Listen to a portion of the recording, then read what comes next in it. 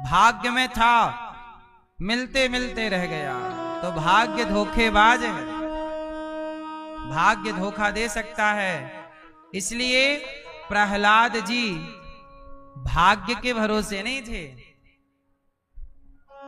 प्रहलाद जी कृपा के भरोसे। हनुमान जी भाग्य के भरोसे नहीं है, हनुमान जी कृपा के भरोसे। इसलिए आप लोगों से प्रार्थना करूं कि भाग्य, ज्ञानी लोग भाग्य के भरोसे रहा करते हैं, लेकिन जो सच्चा भक्त होगा वो भाग्य के भरोसे नहीं रहेगा। वो किसके भरोसे? कृपा।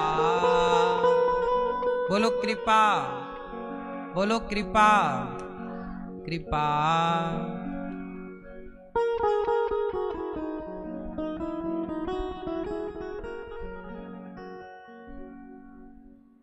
श्री रामचंद्र कृपालु भज मन, हरण भव भय नव कंज लोचन, कंज मुख कर कंज पद कंजारुण। श्री रामचंद्र कृपा कृपा। श्री रामचंद्र कृपाल। देखो कृपा आ गई ना, ये कृपा है। इसलिए मेरी मां, सब कुछ कृपा है। मेरे पास कुछ नहीं है, मैं जीरो हूं, बस कृपा की सांसें हैं। सांसें भी किसकी हैं? मेरे भाग्य में तो सांसें भी नहीं है। सच बताऊं, मैं तो मर चुका था।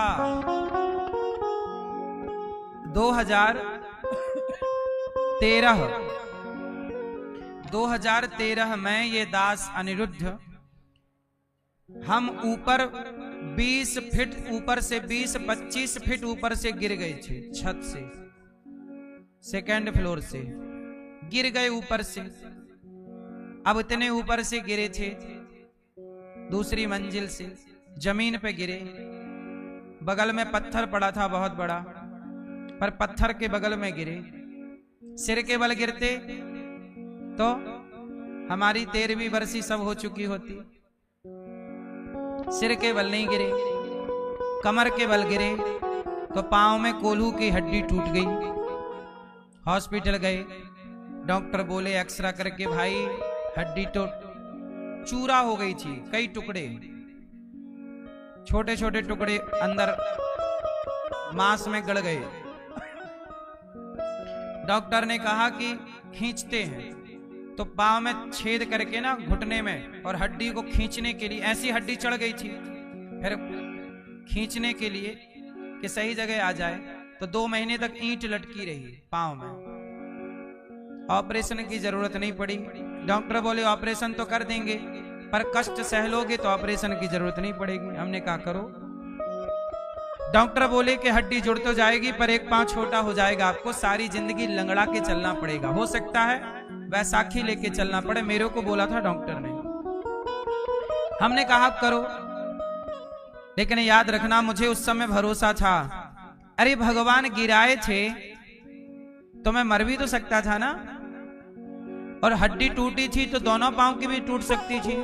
और जब एक पांव की हड्डी टूटी तो मैं समझ गया कि एक पांव यदि ईश्वर ने सलामत रखा है तो कुछ कराना चाहते हैं भगवान एक पांव से, इसलिए बचाए रखा है ना, कुछ कराना।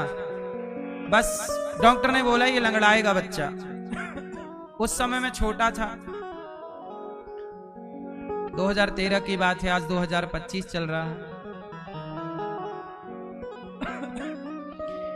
अब क्या हुआ, फाइनल जब ऑपरेशन नहीं, एक्सरा हुआ और डॉक्टर ने देखा, बोले तो ठीक हो गई हड्डी।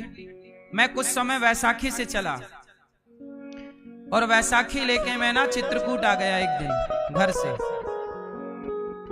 और मैंने कामतानाथ जी की परिक्रमा लगाई उसी वैसाखी को लेकर के। कामतानाथ जी की परिक्रमा लगाई और साहब कामतानाथ जी की परिक्रमा लगाई। उसके बाद राम जी की ऐसी कृपा हुई कि देखो अब मैं दौड़ता भी हूँ, कबड्डी भी खेलता हूँ, कोई नहीं कह सकता मुझे देख के कि मैं कभी गिरा था, कभी इतना बड़ा एक्सीडेंट हुआ था। सब क्या है, मुझे लगा कि देखो मैं आप अपने को ना मरा हुआ ही मानता हूँ। मैं उसी दिन मर गया 2013 में। अब ये सांसें जो हैं, ये सांसें भगवान की कृपा। मेरा भाग्य तो वहीं शून्य हो गया, 0। मेरा भाग्य वहीं तक का था, वो मेरी मृत्यु थी। लेकिन मेरी मृत्यु मेरे भाग्य से तो मैं मर गया, लेकिन फिर हुई भगवान की कृपा। क्योंकि ये दास कभी मंदिर जाके भगवान की सेवा करता था। मेरी आयु इतनी ही थी, उसके बाद जो आयु है वो मेरी आयु नहीं है, वो भगवान की कृपा की सांसें हैं जो मैं ले रहा हूं। इसलिए हर श्वास में भगवान का चिंतन, हर श्वास में हो सुमिरन तेरा, यूं बीत जाए जीवन मेरा। तेरी सेवा करते बीते सांझ सवेरा, तेरी सेवा करते बीते सांझ सवेरा, यूं बीत जाए जीवन मेरा। हर श्वास में हो सुमिरन तेरा। इसलिए कहता हूं हर श्वास भगवान के नाम करो। हर सांस किसके नाम? इसलिए जब मैं छत से गिरा तो मुझे लगा कि मैं बच क्यों गया, मर जाता। लेकिन अब समझ में आया कि भगवान ने गौरी गोपाल की स्थापना और गौरी गोपाल में चल रही सेवाओं को करवाना था उन्हें इस शरीर से, इसलिए भगवान ने बचाया। उन्हें ये काम कराना था, यहाँ की सेवा। इसलिए सच बताऊं, आप भी अपना जीवन भगवान को सौंप दो। कई बार माँ सोचती है मैं बेटे को डॉक्टर बनाऊंगी, इंजीनियर बनाऊंगी। बाप कहता मैं बेटे को ये बनाऊंगा ना।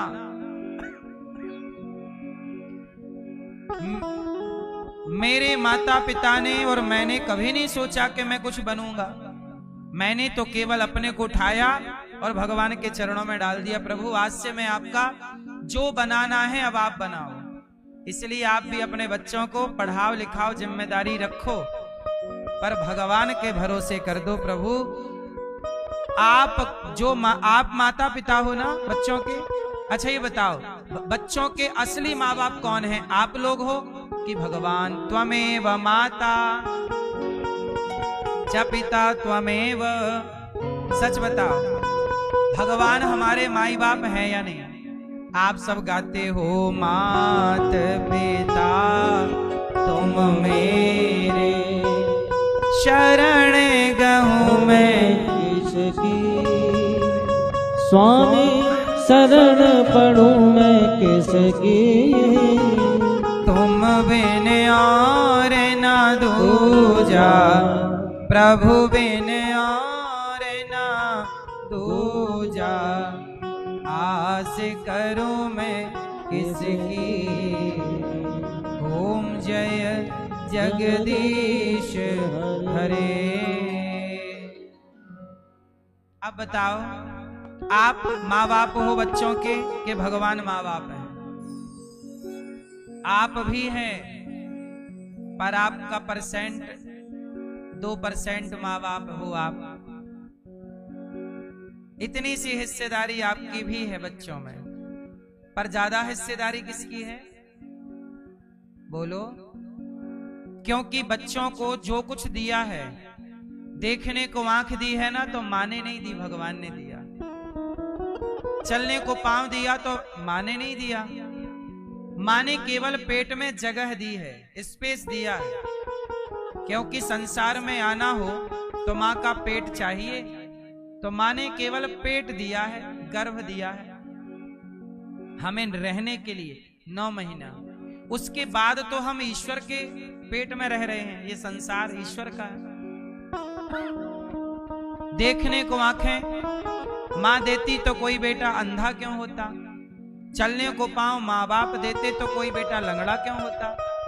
इसका मतलब है कि हाथ पांव देने वाला परमात्मा है, तो वो हमारे पिता हैं, माता हैं। इसलिए कहता हूं कि यदि आप अपने बच्चों को डॉक्टर इंजीनियर बनाना चाहते हैं, आपको बड़ी चिंता है बच्चों की, तो जिस परमात्मा ने उस बच्चे को बनाया है, जिसने उसकी आंखें लगाई होंगी, उसका दिमाग लगाया होगा, क्या उसने कोई प्लान ना किया होगा उस बच्चे के लिए?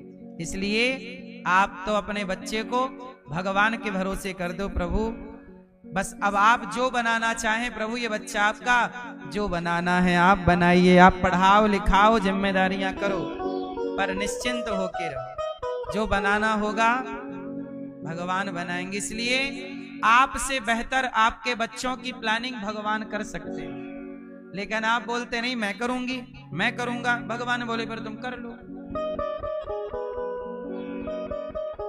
तुम करो। हमें भगवान तब तक हाथ नहीं बढ़ाते, द्रौपदी की साड़ी उतरती रही, द्रौपदी के कपड़े उतरते रहे। द्रौपदी किसे बुलाई? अर्जुन आओ बचाओ बचाओ। भगवान नहीं आए, बुला लो पहले अर्जुन को। भीम आओ आओ बचाओ। भगवान बोले बुला लो पहले भीम को। युधिष्ठिर जी आओ आओ आओ। नहीं, भगवान बोले तुम्हें जिस जिस को बुलाना है बुला लो। जब कोई नहीं आया तब द्रौपदी ने कहा, तब द्रौपदी पुकारी, हे श्याम सुंदर। कहा द्रौपदी ने, द्रौपदी बोली कहाँ जा छिपे हो प्यारे कन्हैया, कहाँ जा छिपे हो प्यारे कन्हैया, यहाँ लाज मेरी लूटी जा रही है। दुशासन के हाथों तेरी द्रौपदी की सभा बीच साड़ी खींची जा रही है। कहाँ जा छिपे हो प्यारे कन्हैया,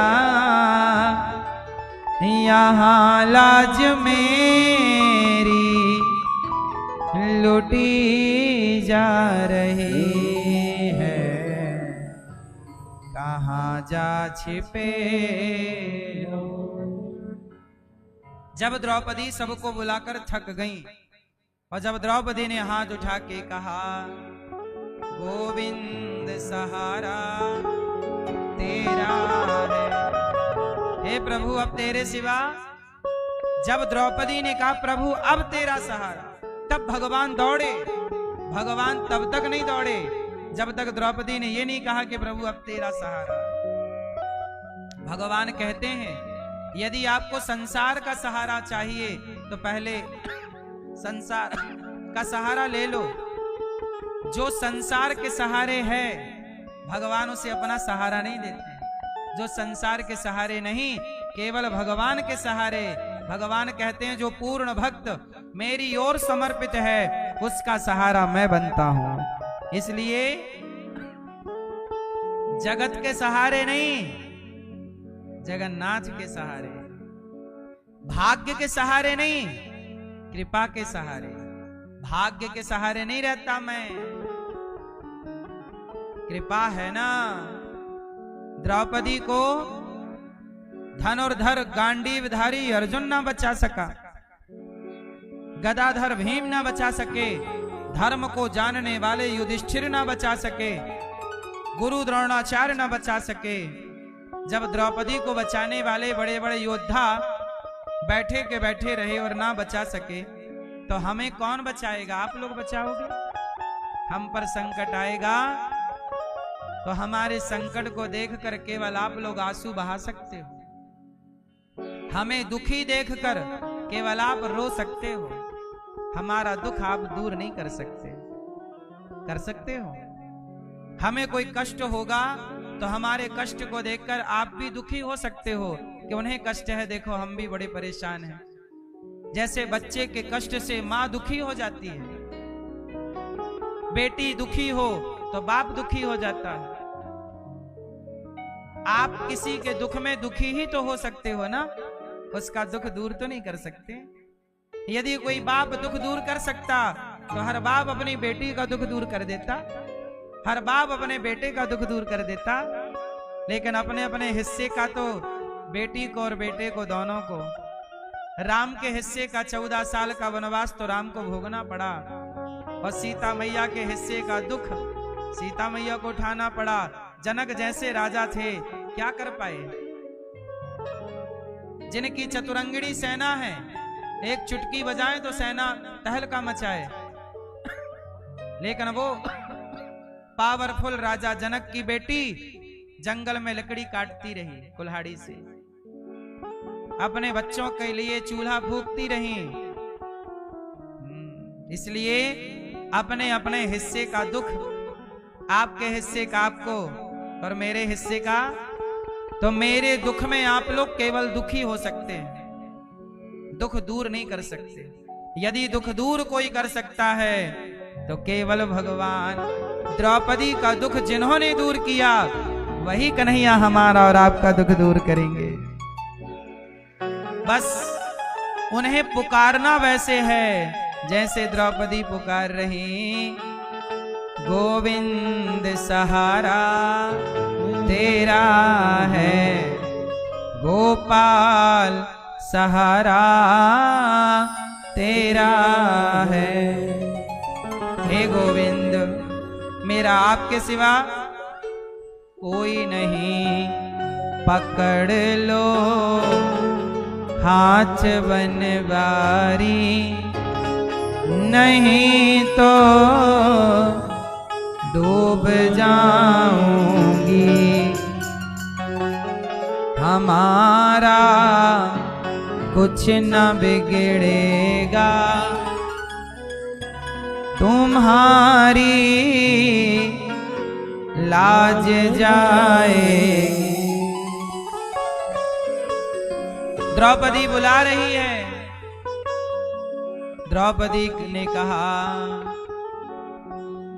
गुरु द्रोण बोलो, पितामह बोलो, तुमसे तुम्हारी ये बहू पूछती है।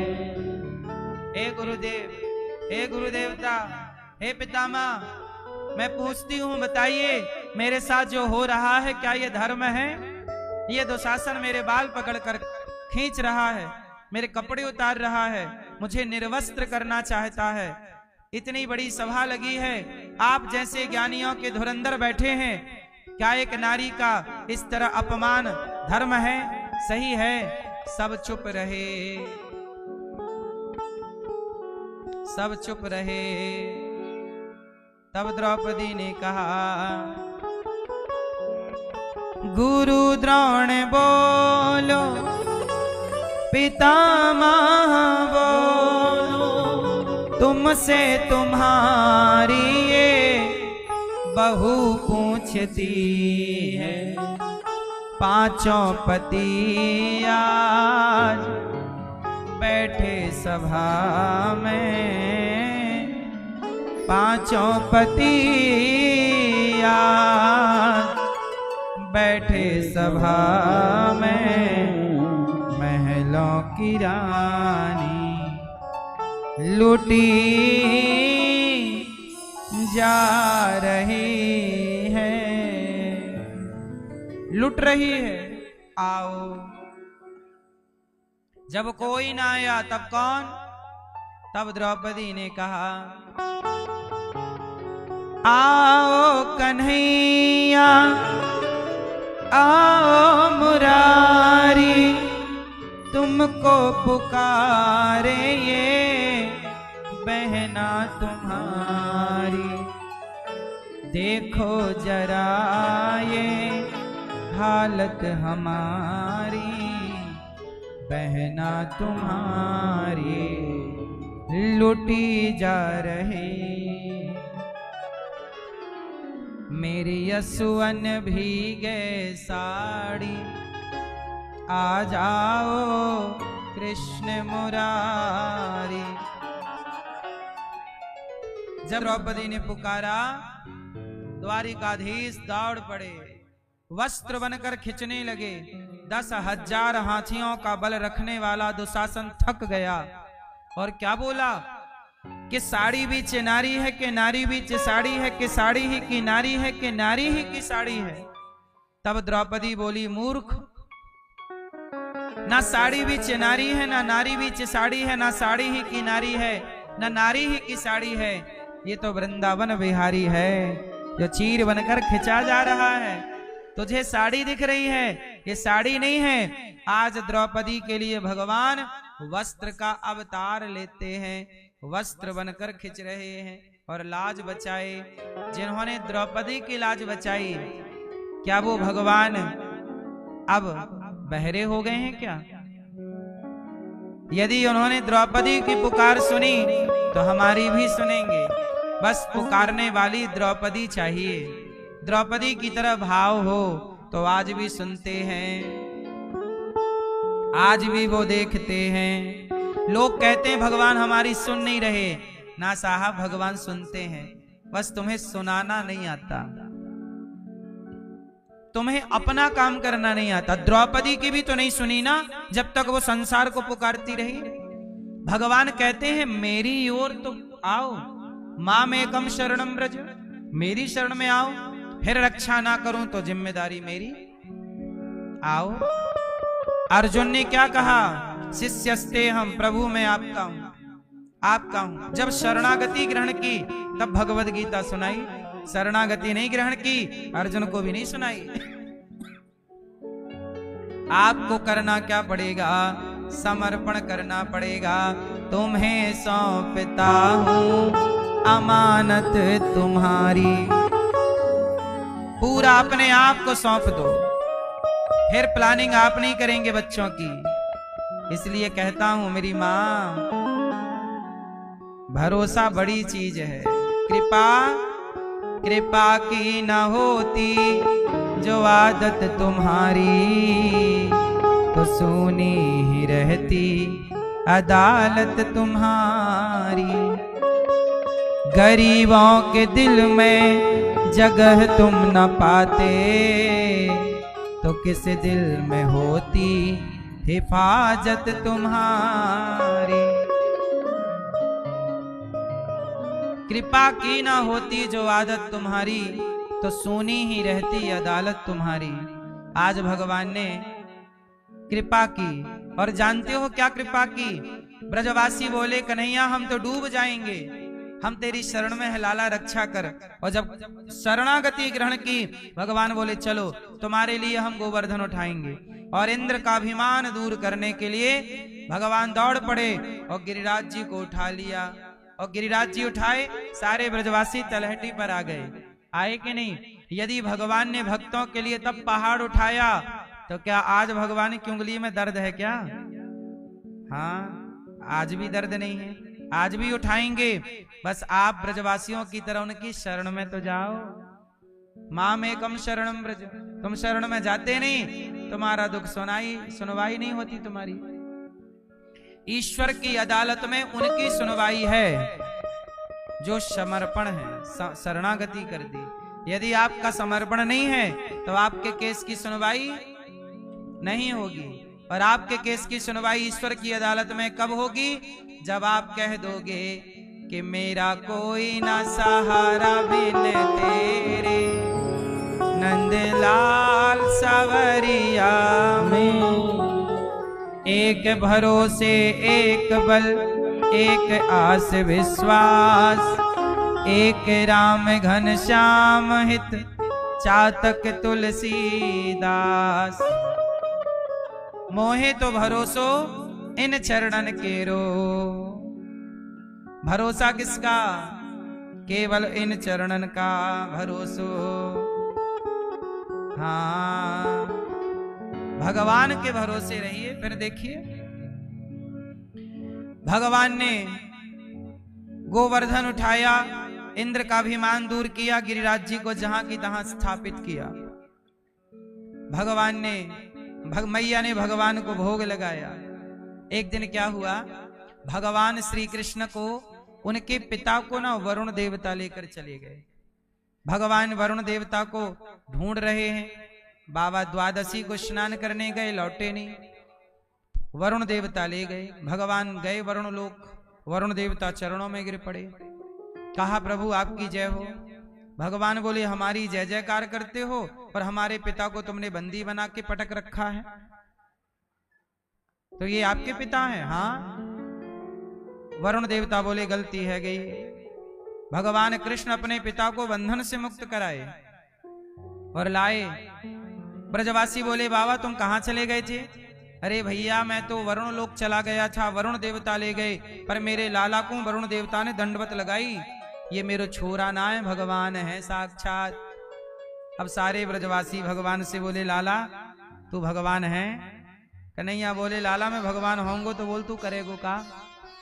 ब्रजवासी बोले लाला हम क्या करेंगे, यदि तू भगवान है तो एक बार तेरो बैकुंठ देखने की बड़ी इच्छा है, एक बार अपनो बैकुंठ दिखाई दे। तेरो बैकुंठ नाम बड़ो सुन राखे हो है, दिखे कैसो, एक बार वाकू दर्शन कराए दे। भगवान बोले लगाओ या ब्रह्मकुंड में गोता। सब ब्रजवासियों को ब्रह्मकुंड में गोता लगवाई और ब्रह्मकुंड में गोता लगाते ही सारे ब्रजवासी कहां पहुंच गए? बैकुंठ। और जब बैकुंठ गए तो बैकुंठ में क्या था? भगवान श्रीमन नारायण लेटे हैं, भगवान लेटे हैं, लक्ष्मी जी पांव दबा रही हैं और सब शांति से वहां पार्षद गण अपना काम कर रहे हैं। ब्रजवासी बोले भैया यहां कहीं कबड्डी नहीं हो रही है, कहीं गैया नजर नहीं आ रही है, चलो गैया चराएं। यहां मैया मक्खन नहीं निकाल रही, ये बैकुंठ है कि भैया कहाँ है? ओ लाला तेरे बैकुंठ में ना मक्खन की सुविधा है, ना कन्हैया हम तेरे संग कबड्डी खेल सकें, ना तेरे संग गैया चराए सकें। लाला तेरे बैकुंठ अच्छो ना है। ब्रजवासियों ने बैकुंठ को भी रिजेक्ट कर दिया ना, लाला हमें तेरो बैकुंठ ना चाहिए, तो का चाहिए तो कू? लाला हमें तो वृंदावन भेज दे, तेरे बैकुंठ में तेरे संग कबड्डी ना खेल सकें, पर तेरे वृंदावन में तेरे संग कबड्डी खेल सकें। मतलब भगवान बैकुंठ में इतने सुलभ नहीं है जितने सुलभ वृंदावन में। इसलिए वृंदावन की महिमा प्यारे कोई ना जाने, प्रेम नगरिया मनमोहन की प्रेमी पहचाने। निधिवन जी में जहां कन्हैया रास रचाते हैं, प्रेम भरी अपनी बांसुरिया आप बजाते हैं। छीन लिया सब तूने मेरा, छीन लिया सब तूने मेरा, यार कहाँ अब जाऊं? ब्रज की लता पता है, राधे राधे गाऊं मैं, राधे राधे गाऊं मैं, श्यामा श्यामा गाऊं। छैल छबीले कृष्ण प्रिया तेरी याद सताती है, कोह कोह कह कर काली कोयल दिल तड़पाती है। छैल छबीले कृष्ण प्रिया तेरी याद सताती है, कोह कोह कह कर काली कोयल दिल तड़पाती है। वृंदावन मेरा मन पंछी ये बोले, मेरा मन पंछी ये बोले, उड़ वृंदावन जाऊं। ब्रज की लता पता मैं, राधे राधे गाऊं। धन्यम वृंदावनम तेना भक्तिर नृत्यति यत्र च। धन्य है ये वृंदावन, वृंदावन जैसा केवल वृंदावन। इसलिए धरती का बैकुंठ क्या है? वृंदावन। हाँ हाँ वृंदावन प्यारो वृंदावन, वृंदावन मेरो वृंदावन प्यारो वृंदावन, वृंदावन प्यारो वृंदावन। वृंदावन जैसा कुछ नहीं। आज भगवान ने इसी ब्रजमंडल में अपने अधरों पर बांसुरी रखी और भगवान ने बांसुरी बजाई। गजब की बांसुरी बजती है वृंदावन वसैया की, करूं तारीफ मुरली की या मुरली के बजैया की। जहां चलता ना काम तीर और कमानों से, वहां बातें होती मुरली की तानों से। वृंदावन बंसी बजी मोहे तीनों लोग, बेतीनों मोहे नहीं रहे काहे की ओट। जब बांसुरी बजी ना सब मोहित हो गए। भगवान ने आज शरद पूर्णिमा, भगवान पिता रात्रि शरदोत्फुल्य मल्लिका, वीक्षरन्तुं मनश्चक्रे योग मायामुपाश्रितः। आज भगवान ने योग माया का आश्रय लिया और शरद पूर्णिमा की रात्रि आई, और अब रात्रि आई तो बांसुरी बजाए। क्या बजाई? बांसुरी बजाई ना, बांसुरी। जब बांसुरी बजी तो क्या हुआ? गोपियां निशम्य गीतम तदनंग वर्धनम, ब्रजश्रियः कृष्ण गृहीत मानसा, आजग्मुरन्योन्यमलक्षितोद्यमा, सयत्र कांतो जबलोल कुंडला। सारी गोपियां आज भगवान ने गीत गाया। शरद पूर्णिमा की रात्रि आ गई। योग माया, माया श्री राधा रानी का आश्रय लेकर आज भगवान क्या कर रहे हैं? तुम रमण करेंगे। आज रास रचाएंगे भगवान। गोपियों को बुलाया। अच्छा, भगवान ने क्या रचाए? रास। क्यों रचाई? इसके पीछे की एक कथा है, वो जहाँ ध्यान से सुन लो। एक बार क्या हुआ कि कामदेव को हो गया अभिमान। किसको अभिमान आ गया? मैया, ओ मेरी माँ, जा रही हो मेरी माँ? सुनो सुनो। एक बार कामदेव को अभिमान आ गया। ए भैया, कामदेव को जानते हो आप? क्या? क्यों आपके पड़ोस में रहते हैं ना? हैं? आप जानते हो कामदेव को? नहीं जानते? कभी बातचीत नहीं हुई?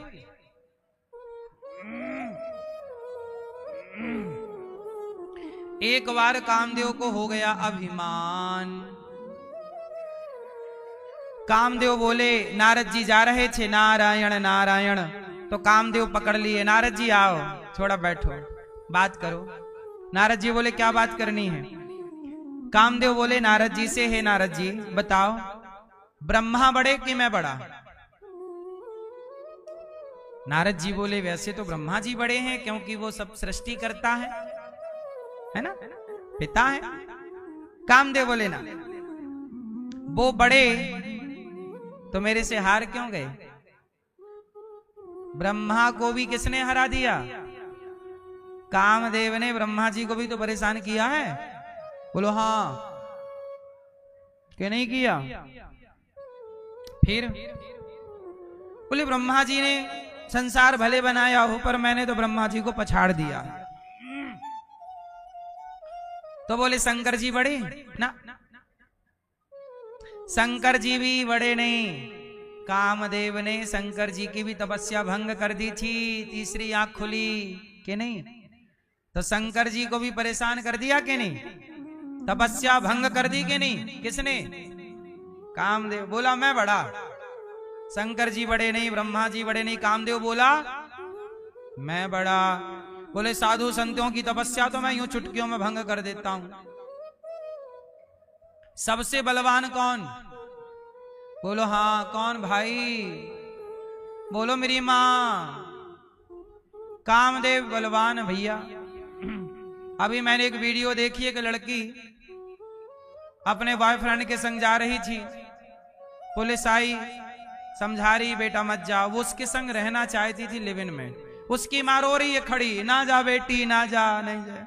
वो अभी जानती नहीं है कि सब क्या है, लेकिन वो बेटी ना किसी की ना, मां रोती रह गई, पुलिस समझाती रह गई, और वो अपने बॉयफ्रेंड के संग चली गई। काहे चली गई? कामदेवता पीछे लग गए उसके। कौन सता रहा था उसे? हाँ, कामदेव की मारी ना भाग गई। कामदेव जब सिर पे चढ़ते हैं ना, तो फिर ना मां दिखती है ना बाप, कोई नहीं दिखता। ये काम बड़ा अंधा है, नहीं बोलते कामांध। काम व्यक्ति को क्या बना देता है? अंधा। और ये काम स्त्री में भी सवार होता है। वो लड़की ही तो थी जिस पर सवार हो गया। अब बताओ, एक कथा आपने और सुनी होगी टीवी पे, एक लड़की का ब्याह सेट हुआ, दामाद जी आए, तो सास बोली दामाद जी अच्छे हैं, तो बेटी से बोली तू रुक मैं घूम के आती हूं पहले। तो जिसका ब्याह बेटी के साथ होना था, उसके साथ उसकी मां भाग गई। बोलो हाँ, बोलो हाँ कि ना? काहे भाग गई? कामदेव पीछे पड़ गए। ये कामदेव का खेल है कि सास दामाद के संग भाग गई। ये कामदेव ऐसे खेल खिलाते हैं साहब, इसलिए भगवान कृपा करें, सब भगवान कामदेव से बचाएं। पर नारी पैनी छुरी पराई। ये कामदेव ने रावण का सत्यानाश कर दिया। बोलो हाँ, रावण काहे के चक्कर में पड़ गया? रावण सबको जीत लिया था। कर जोरे सुर दिशि विनीता, भृगुटि विलोकत सकल सभीता। रावण के सिंहासन के नीचे देवता थे, पता है आपको? हाथ जोड़े खड़े रहते थे दरबार में रावण के। ब्रह्मा जी वेद पढ़ाने आते थे, शंकर जी अपना अभिषेक करवाने आते थे। ऐसा पावरफुल रावण, सबसे जीत जाने वाला रावण कामदेव से हार गया। वो पराई औरत को चुरा के ले आया, सर्वनाश। क्यों मेरी मां? क्यों भैया? और आप लोग भी आजकल गाने बहुत गाते हो, सामने वाली खिड़की में एक चांद का टुकड़ा रहता है, तुम्हारे पीछे भी पड़ गया है काम, नाश कराएगा तुम्हारा।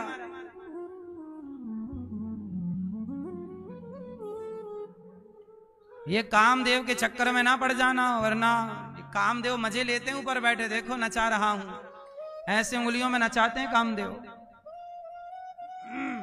बड़े बड़े साधु संतों को नचाया, विश्वामित्र जी की तपस्या भंग करवा दी कामदेव ने। बोलो हाँ, मेनका के पीछे पड़ गए। हाँ कि ना? तो आप लोगों का ध्यान किस तरफ है?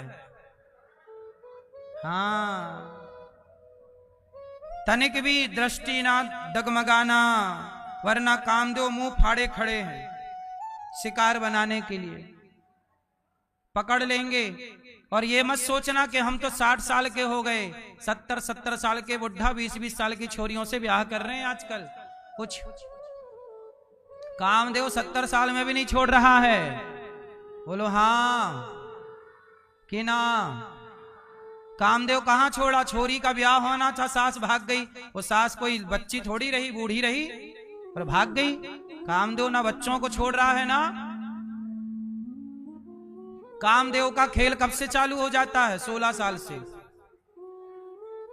बोलो हाँ, 16 साल की उम्र से लगभग काम स्टार्ट हो जाता। इसलिए कामदेव बोला मैं सबसे बड़ा, मैंने ब्रह्मा को हराया, मैंने शिव को हराया, नारद जी, अच्छा नारद जी को भी हरा चुके हैं कामदेव। कामदेव किसे हरा चुके हैं? एक बार नारद जी का भी मन हो गया था मैं भी ब्याह करूं। बोलो हाँ। नारद जी बोले एक कन्या दिखाई पड़ी विश्वमोहिनी, बहुत सुंदर है, वाह वाह वाह। तुरंत गए, हे प्रभु हे प्रभु ऐसा करो कि आपन रूप देहु प्रभु मोही, आप अपना वाला रूप जरा मुझे दे दो, आपकी तरह मैं भी सुंदर हो जाऊं, मेरा भी ब्याह हो जाए, क्योंकि मैं बुढ़ा हूं, मेरा ब्याह कौन करेगा। तो भगवान बोले क्या हुआ? बोले विश्वमोहिनी है, वो उसका स्वयंवर हो रहा है, आप अपना वाला रूप जरा हमको दे दो। नारद जी बोले भगवान विष्णु से, तो भगवान बोले अपना रूप दे दूं तो मेरे तो बहुत रूप हैं, तो भगवान ने अपना बंदर वाला रूप दे दिया नारद जी को, और नारद जी बन गए बंदर, और बंदर बन के गए, और वहां विश्वमोहिनी का ब्याह स्वयंवर चल रहा था। तो नारद जी सबसे आगे जाके बैठ गए, और विश्वमोहिनी माला लेके आई, तो ये अपना सिर आगे करें, हमें पहना माला, पर विश्वमोहिनी ने उस तरफ देखा ही नहीं, दूसरी पंक्ति में चली गई। तो नारद जी यहां से उठे, उस तरफ चले गए जिस तरफ वो माला लेके खड़ी थी, और बार बार अपनी गर्दन आगे करें, पर विश्वमोहिनी ने नहीं पहनाया। तब भगवान नारायण प्रकट हो गए, और विश्वमोहिनी वो साक्षात लक्ष्मी थी, लीला थी, और भगवान विष्णु के गले में माला पहना दिया। तब नारद जी बोले वाह प्रभु, आप तो 16,001 करके बैठे हो, मैं एक करने जा रहा था, यहां भी घुस गए। आपके कम ब्याह हुए थे, मैं एक बार कर रहा था, तो जिससे मैं करना चाहता वो आप घुस गए, क्या जरूरत थी। तो देखो कामदेव ने नारद जी को भी परेशान कर दिया। हाँ, इसलिए मेरी मां, अब नारद जी बोले कि कामदेव आपने ब्रह्मा को परास्त किया, शिव को आपने परेशान किया, मुझे भी पराजित कर दिया, मैं मानता हूं कि मैं पराजित हूं, आप विजयी हैं, लेकिन एक को आप पराजित करो तो मैं विश्व विजयी मानूं आपको। कामदेव बोले बताओ किसको पराजित करना है। बोले अभी भगवान कृष्ण है, यदि तुम कृष्ण कन्हैया को पराजित कर दो तो मैं मान लूंगा कि तुम विश्व विजयी हो। कामदेव बोले अच्छा ये कृष्ण कौन है? बोले ब्रजमंडल में एक बालक है, कृष्ण कन्हैया नाम है, यशोदा का छोरा है, यदि तुम उसे परेशान कर दो, यदि उसे हरा दो तो हम आपको विश्व विजयी मान लेंगे। अब कामदेव आए। अच्छा, कामदेव घमंड में इतने अंधे हो गए, अभिमान भी अंधा करता है और काम भी अंधा करता है। बोलो हाँ। तो कामदेव को हो गया घमंड, अभिमान, और जब अभिमान हुआ तो वो हो गए अंधे, और आए भगवान कृष्ण के पास। भगवान कृष्ण से बोले प्रभु मैं आपको हराना चाहता हूं। भगवान बोले तो लड़ लो। तो बोले ऐसा है कि मैं आपके साथ लड़ूंगा, आप बताओ कब। तो भगवान कृष्ण बोले कि अभी शरद पूर्णिमा आने वाली है, शरद पूर्णिमा मस्त मौसम रहता है, तो तुम और हम यहीं पे युद्ध कर लेंगे। तो बताओ कौन सा युद्ध करोगे, किले वाला कि मैदान वाला? कामदेव बोला मैं तो किले वाला करूंगा, छिपके मारता हूं। कामदेव हमेशा छिपके वार करते हैं। शंकर जी को भी काम ने जब बाण चलाया तो आम के पेड़ की ओट में छिपके बाण चलाया था भगवान शिव की ओर। बोलो हाँ। तो कामदेव तो हमेशा किले में रहते हैं। तो भगवान कृष्ण बोले तुम किले में रहो, मैं मैदान में रहूंगा, चलो करो युद्ध। ठीक है। शरद पूर्णिमा की रात्रि आई, और जब रात्रि आई तो भगवान ने क्या रचाया? रास। वो रास क्या था? कामदेव के घमंड को समाप्त करने की लीला का नाम रास लीला है। बांसुरी बजाई, सारी गोपियों को बुलाया, गोपियां काम कर रही थीं। गोपियां दोहन्त्योऽभिययोः काश्चित् दोहं हित्वा समुत्सुका। कोई गाय दो रही, कोई आंखों में काजल लगा रही, कोई आंगन को लीप रही। सखियां ब्रजमंडल की गोपियां काम में मस्त थीं। कोई बच्चे को दूध पिला रही थी कि बांसुरी सुनाई पड़ी श्याम सुंदर की, और बांसुरी सुनाई पड़ी तो गोपियों ने अपने अपने काम को स्थगित किया और दौड़ पड़ी कृष्ण की ओर मिलने के लिए। और जैसे ही भगवान के पास आई, भगवान ने यहाँ गोपियों को उपदेश किया कि जाओ, पति पुत्र नहीं छोड़ना चाहिए। गोपियों ने कहा अब हमारे आप ही सर्वस्व हैं। अब लोग गोपियां आई, अब एक पुरुष कितने हैं? एक कन्हैया, एक पुरुष, बाकी सब कितनी हैं? गोपियां, अनेक स्त्रियां और एक पुरुष। अब भगवान ने कामदेव को कहा लगाओ जोर, मैं खड़ा हूं, मेरे साथ स्त्रियां हैं, ये गोपियां, अब हम साथ में रमण करेंगे, हम इनके गले लगेंगे, हम इनके गालों का चुम्बन करेंगे, अब तुम जोर लगाओ। देखो कामदेव कब प्रभावित ज्यादा होता है? पुरुष के साथ यदि स्त्री हो और एकांत हो तो वहां कामदेव ज्यादा प्रभावी होता है। इसलिए शास्त्र कहते हैं कि किसी भी पुरुष को किसी भी स्त्री के साथ एकांत में वास नहीं करना चाहिए, क्योंकि काम का वेग कब आ जाए आप थोड़ी जानते हो। शास्त्र बहुत गहरी बात कहते हैं, ये बात आपकी खोपड़ी में अभी नहीं घुसेगी, कभी वक्त लगेगा तो आप समझ पाओगे। हर बात आज ही समझ जाओ आप, ऐसा नहीं। कुछ बात परिस्थितियों पे समझ में आती है, जब वो परिस्थिति होगी तब आपको हमारी बात समझ में आएगी, आज ही समझ में आएगी ऐसा नहीं है। बात सही है। इसलिए शास्त्र कहते हैं पुरुष को किसी भी स्त्री के साथ अकेले में नहीं रहना चाहिए। पुरुष को किसी भी स्त्री के साथ एकांत में नहीं रहना चाहिए। अकेले में रहे तो केवल अपनी पत्नी और अपने पति के साथ। किसी भी पुरुष, स्त्रियां भी, आप किसी पुरुष के साथ अकेले में मत रहिए, किसी भी पुरुष के साथ, क्योंकि ये हम नहीं कह रहे हैं, भागवत जी में लिखा है ये सब, है ना। बलवान इंद्रियग्रामो, ये लिखा है 9वें स्कंध में, बलवान इंद्रियग्रामो विद्वांसमपि कर्षति, ये लिखा है कि इंद्रियां इतनी बलवान हैं कि कब किसी अंधा बना दें, कब किसी रावण जैसा ज्ञानी। रावण की पत्नी मंदोदरी धरती की सबसे सुंदर स्त्री थी। मंदोदरी पंचकन्याओं में आती थी। मंदोदरी जब चाहे कुंवारी हो जाती थी। मंदोदरी जितनी सुंदर माता पार्वती हैं, इतनी सुंदर माता मंदोदरी थी। पंचकन्या थी मंदोदरी। पंचकन्या में एक मंदोदरी सदा 16 साल की जवान रहा करती। मंदोदरी कभी बूढ़ी नहीं होती थी। ऐसी पत्नी पाया था रावण।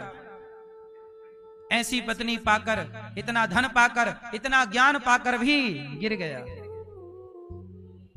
इन इंद्रियों का भरोसा नहीं है। इसलिए साहब अपने मन का भरोसा मत करना। ज्ञानी लोग अपने मन पे भरोसा, ये मन कब तुम्हें गड्ढे में गिराए। भगवान कृष्ण ने गोपियों के संग रास रचाया। अब गोपियों के संग एकांत में है और वहां पर कामदेव पूरा जोर लगा रहे हैं। लेकिन याद रखना, काम पर विजय लिखा है भागवत जी में कि कामदेव जब पूरी जोर लगा लिया, सारे बाण चला दिया और भगवान को च्युत ना कर पाया, तब कामदेव शरण में आया और कामदेव ने भगवान को अच्युत कह करके पुकारा, हे प्रभु मैं च्युत हो गया, आप अच्युत हैं, आप च्युत नहीं हो पाए। अर्थात आप स्त्रियों के साथ रहकर भी आप पर मेरे काम का कोई प्रभाव, इसलिए भगवान कृष्ण 16,108 पत्नियों के पति होने पर भी वो अखंड ब्रह्मचारी माने गए हैं। यत्र योगेश्वरः कृष्णो यत्र पार्थो धनुर्धरा। कृष्ण कौन है? योगियों के भी योगी हैं, भोगी नहीं है। इसलिए रास लीला केवल इसलिए हुई ये लीला कि कामदेव के घमंड को तोड़ा जा सके। कामदेव शरण में आए, प्रभु मुझे अपराध हो गया, क्षमा कर दीजिए। तब कहा क्षमा है। कामदेव बोला मुझे स्वीकार करो। तब भगवान कृष्ण ने कामदेव को अपने पुत्र के रूप में स्वीकार किया और भगवान श्री कृष्ण के जो पहले पुत्र हुए प्रद्युम्न, वो साक्षात कामदेव ही प्रद्युम्न जीवन के प्रकट हुए। तो कामदेव भगवान कृष्ण के क्या बन गए? पुत्र बन गए। हाँ, तू तो बच्चा है, काम के बाप हैं भगवान। इसलिए अब आए नारद जी, नारायण नार कहो कामदेव। बड़ा कह रहे थे, सबको हरा दिए, खुद हो गए ना पंचर। अब बता, प्रभु क्षमा क्षमा क्षमा।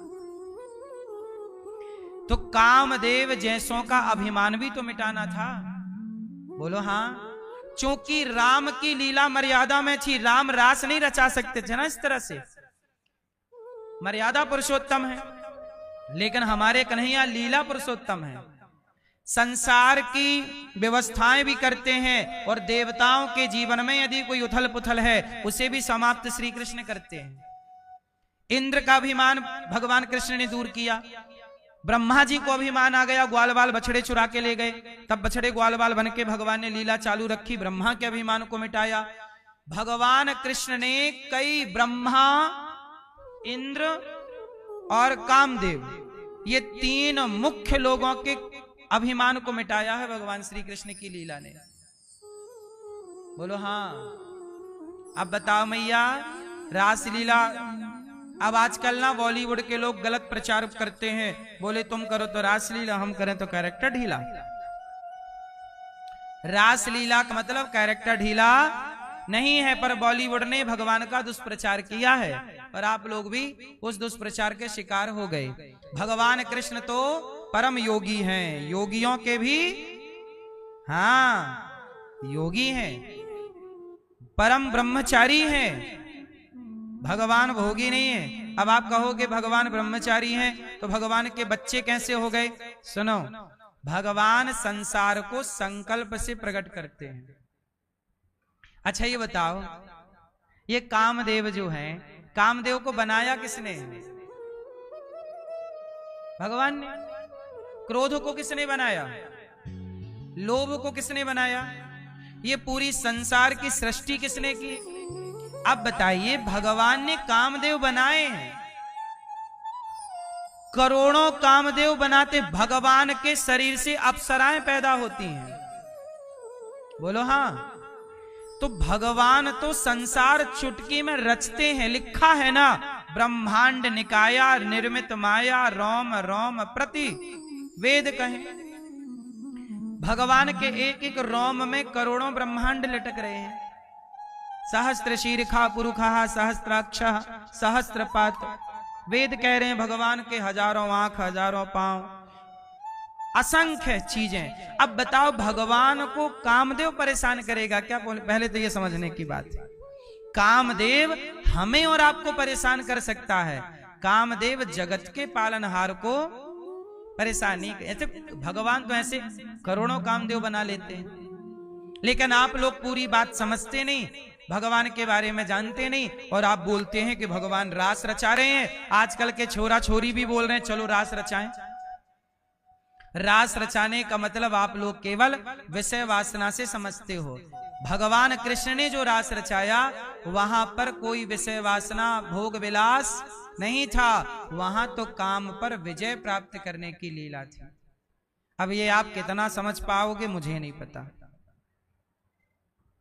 जो व्यक्ति खुद काम में डूबा है, वासनाओं में डूबा है, उन्हें कृष्ण की ये बात समझ में कम आएगी। जो थोड़ा भक्ति और प्रेम के रास्ते पर चल पड़ा और थोड़ा थोड़ा कृष्ण को जान गया, वो शायद समझ पाए। क्या कहते हैं ना, समझो, भगवान कृष्ण को ब्रह्मा नहीं जान पाए, लिखा है भागवत जी में, मुह्यंत यत् सूरयः, बड़े बड़े यत्सूरी मोहित हो गए भगवान की भगवत्ता को नहीं जान पाए। जब भगवान की भगवत्ता को, अरे इंद्र तो देवताओं के राजा थे, फिर उन्होंने ब्रजमंडल को डुबाने के लिए पानी क्यों बरसाया? क्या वो जानते नहीं थे कि ये कृष्ण भगवान है? लेकिन वो भी भगवान की लीला इतनी सहज, माखन चुरा रहे हैं भगवान, मटकी तोड़ रहे हैं भगवान, इंद्र को लगा ये थोड़ी भगवान हो सकता है, ये तो माखन चुरा रहा है। भगवान की लीलाएं इतनी नेचुरल थी कि उन लीलाओं को देखकर मोहित हो गया, इंद्र मोहित हो गए, बोले मैं डुबाऊंगा, देखता हूं कौन बचाता है। ब्रजवासियों ने इंद्र की पूजा बंद कर दी ना, तो उन्हें मिर्ची लग गई। तब भगवान के लिए पानी बरसाया, ब्रजमंडल को डुबाऊंगा, डुबा ले भैया। और भगवान ने एक उंगली से पहाड़ उठाया। जब एक उंगली से पहाड़ उठाया, इसके बाद भी अक्कल नहीं आई इंद्र की, पानी बरसाते रहे। 7 दिन तक जब पानी बरसते बरसते बादलों का पानी खत्म, तो बादल डरे, बोले अब तो बम पानी हो गया, बम। अब इंद्र क्या हुआ, तुरंत दौड़े दौड़े प्रभु की शरण में दंडवत, प्रभु क्षमा क्षमा क्षमा। सोचो, ये इंद्र जैसे देवता भी भगवान को समझने में 7 दिन लगाते हैं। 7 दिन बाद इंद्र को समझ में आया कि ये कृष्ण कोई मनुष्य नहीं, कौन है? बोलो। भगवान जब इंद्र जैसे देवताओं को 7 दिन में समझ में आए, तो तुम्हें 7 साल में समझ में आ जाएंगे क्या? कंटिन्यू सत्संग करो तब थोड़ा जान पाओगे। सोई जाने जेहि देहु जनाई, और जानत तुम ही होई जाई। हाँ मैया, ओ लाल मैया, कहाँ चली मेरी माँ?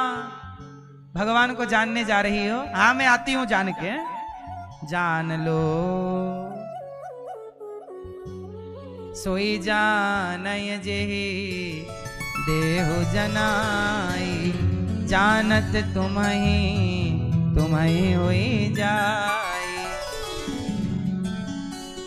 ऐसे भगवान की ये दिव्य रास लीला हुई। इस रास लीला में और कुछ भी हुआ। क्या हुआ? इंद्र का कामदेव का अभिमान तो दूर हुआ, अच्छा गोपियों को अभिमान आ गया, हम बड़ी सुंदर हैं। लो, अब गोपियों का अभिमान जब आया तो भगवान गोपियों का अभिमान मिटाने के लिए क्या लीला करते हैं? अंतर्धान हो जाते हैं। अंतर गायब हो गए भगवान। अंतर्हिते, भगवान सबके भीतर छिप गए। गोपियां ढूंढने लगी, हा कृष्ण कहाँ हो, कहाँ हो, कहाँ हो? अच्छा मैया बताओ भगवान कहाँ हैं? कहाँ हैं भगवान? मैया क्या बोलती तू? कहाँ है भगवान? कहाँ? अंदर। यहाँ है, रहते हैं? सही एक्सरे करवा लें फिर। यहाँ होंगे तो आएंगे एक्सरे में। क्यों भैया भगवान कहाँ रहते हैं? यहाँ आए कभी एक्सरे वगैरह में? नहीं आए। मैया भैया भगवान कहाँ रहते हैं? ये भैया शरीर में ही, शरीर के बाहर नहीं रहते। क्यों? अंदर रहते हैं, बाहर नहीं रहते हैं? हैं? हर जगह सब में प्रभु दिखते हैं, मैया मैं क्या करूं? सब में भगवान है। सिय राम मैं सब जग जानी, करहूं प्रणाम जोर जुग पानी। सर्वम खलविदम ब्रह्म, सब में ईश्वर। हरि व्यापक सर्वत्र समाना, और प्रेम से प्रकट हो ही मैं जाना। तो भगवान सब जगह हैं। अब सवाल ये खड़ा हुआ कि यदि भगवान सब जगह हैं तो दिखते क्यों नहीं? आपने भगवान को देखा? नहीं। आपने भगवान को देखा? नहीं। आपने भगवान को देखा भैया? नहीं। आपने देखा भगवान को? नहीं। आपने भगवान को? नहीं। आपने देखा कि नहीं? नहीं देखा। आपने भगवान को देखा कि नहीं? आपने देखा कि नहीं? हैं? आपने देखा कि नहीं? आपने देखा दादाजी टोपी वाले? नहीं देखा।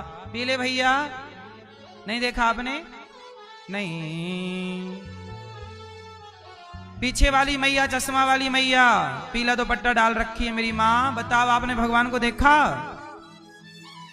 हाँ हाँ या ना? मैया तुम खड़ी हो, मेरी माँ बैठ जाओ। अब बताओ भगवान को देखा है?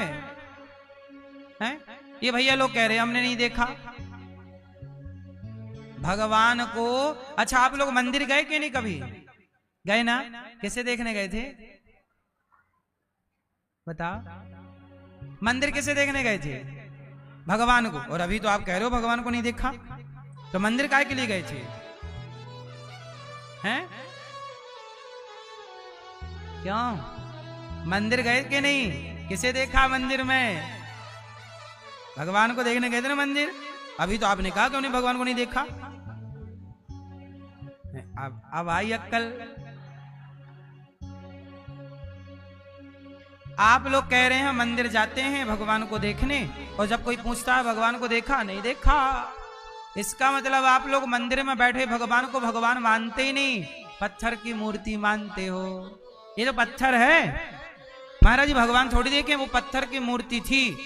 जब तुमने पत्थर ही माना तो तुम्हें पत्थर ही नजर आएंगे। अरे प्रहलाद ने उस पत्थर के खंबे में भगवान को देखा कि नहीं? यदि आंखें प्रहलाद की होंगी, चश्मा प्रहलाद वाला होगा, तो खंबे में भी भगवान दिखेंगे, और नहीं होगा तो भगवान में भी भगवान रावण को कहां नजर आए? भगवान में भी भगवान दुर्योधन को कहां नजर आए? भगवान में भी भगवान, अरे राम में, राम तो साक्षात भगवान है, पर भगवान राम को भी रावण भगवान कहां समझता है? भगवान कृष्ण को भी शिशुपाल भगवान कहां समझता है? गालियां देता है 100, भगवान समझता तो गाली काहे देता? तो भगवान यदि शिशुपाल की आंखों से देखोगे तो भगवान में भी भगवान का दर्शन नहीं होगा, और प्रहलाद की आंखों से देखोगे।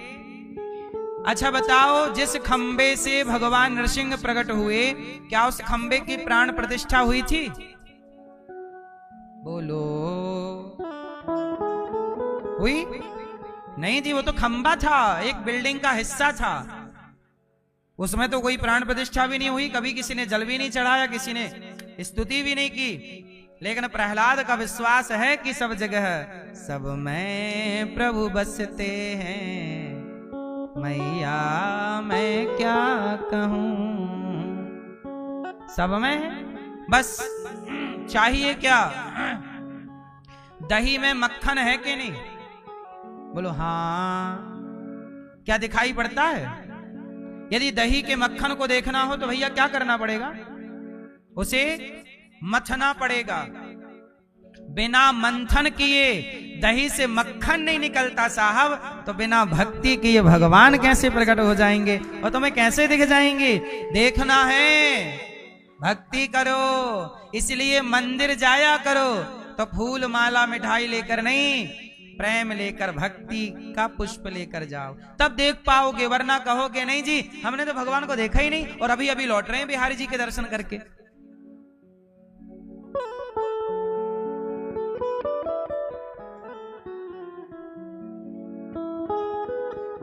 इसलिए दो मुंह वाले मत बनो। एक तरफ आप कहते हो मंदिर जा रहे हैं भगवान का दर्शन करने, दूसरी तरफ कहते हो भगवान को देखा नहीं। कितने मुंह हो गए आपके? एक मुंह। देखा है, हाँ ये भगवान है। मानो तो मैं गंगा मां हूं, ना मानो तो बहता नहीं। मानो तो गंगा नहीं है, वो नदी है, बह रही है, सालों से बह रही है, वो पानी है। और मानो तो हम सनातनियों के लिए वो कौन है? माता है, गंगा मैया। क्या है गंगा? गंगा मैया। इसलिए मानो तो मैं गंगा मां हूं, ना मानो तो बहता पानी।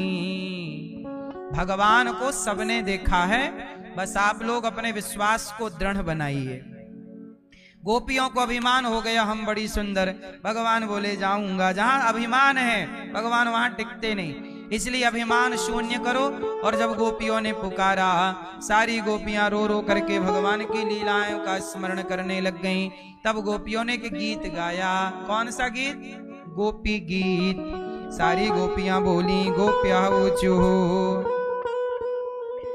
जयति तेधिकम जन्मना प्रजः श्रयत इंदिरा शश्वदत्र हि दयति दृश्यता दीक्षुता विकास त्वयि धृता सवा त्वां विचिन्वते। गोपियां बोली, हे श्याम सुंदर, कहाँ चले गए प्रभु हमें छोड़ करके। सारी गोपियां बोली शरद उदासए साधु जात सत सरस जोदरा श्री मुषादृशा सूरत नाथ ते शुल्क दासिका वरद निघ्न तो नेह किम वधा। गोपियां बोली हे श्याम सुंदर हमें छोड़कर चले जाओगे, हम मर जाएंगी तुम्हारी याद में। देखो भगवान कब मिलते हैं, आप बताओ मुझे भगवान कब मिलते हैं? बोलो मेरी माँ, कब मिलते हैं? जब आप चाहो तब मिल जाए। नहीं,